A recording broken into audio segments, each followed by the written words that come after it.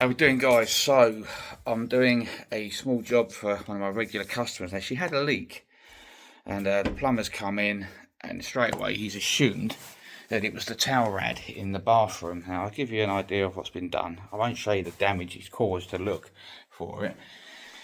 So this is the bathroom, okay? So that's the towel rail. This is a brick wall, not dot and dabbed. So he's assumed it's leaking. So if this is a brick wall, you would assume if it's leaking, you'd see the pipes would be this side. Yeah. So what he's decided to do is he's ripped this bit of skirting board off, causing more damage than unnecessary. He's cut into there for some reason. He's ripped it all that off. You know, and that's what he's done. He's pulled all that out. I mean, this was all damp. Obviously, the moisture was coming through from the other side. But obviously, if the radiator was leaking, there'd have been more of a sign because of the pressure and all that. Turned out the leak was in behind the toilet, so he's had to take all this grout out. And he's actually done a reasonable job here. You know, he's just chipped the grout out and he was very careful and he's put it back in.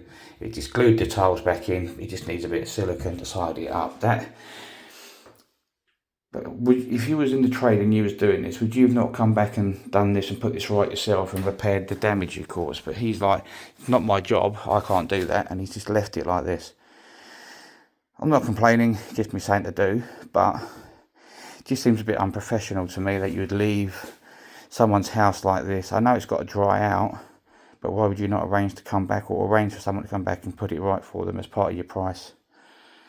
I'd like to know what your thoughts are on that one, guys. So all we're going to do is basically cutting a new bit of plasterboard, which we're going to use expanding foam adhesive to glue the new board in, and then we can then screw that then back into the brickwork and retie it all in and then fill it.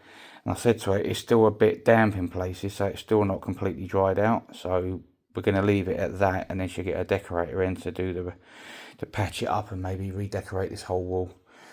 So we're just going to cut a bit of plasterboard in there, expanding foam, bosh, screw that in, a little bit of filler, and that should sort it out, make that look half decent again. Stay tuned. Okay,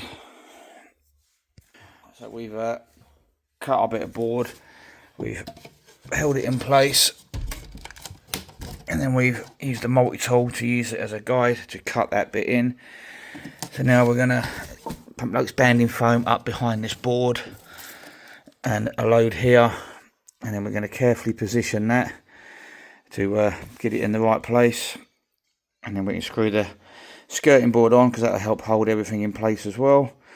And then once that's done, we can then put a bit of tape there and we can easy fill that, ready for the decorator. Okay, so we've put some expanding foam behind that, and then we're using a couple of screws in the skirting just to help clamp it in place. We've had to, because this is all swollen with water on the joint, we've pulled the worst off and cut it off, and then we're going to rebuild this with some 2-pack filler, let that go off and reshape it best we can, and then we'll put a bit of jointing tape across that, and then we'll easy fill that and easy fill that. It will need to be second filled, but at least it'll be back together and it looks a lot tidier than it did. Okay, so we've given it our first coat of 2-part filler. This needs another fine skim there, a bit more shape there. We've also 2-packed the joint and up there, so that when I put the easy fill on, it doesn't take as long to dry. So I can now put me scrim tape on that now. Put some scrim tape on that, and then we can easy fill that section in. Bit of decorator's cork, second skim that, job done, and that'd be us then. Then it'll be down to the decorator to paint it when it's all dry. But yeah, quite an easy repair job really. So I don't understand why the plumber didn't organise this, or at least attempt it himself to make a finished job. But it's a typical story of not my job.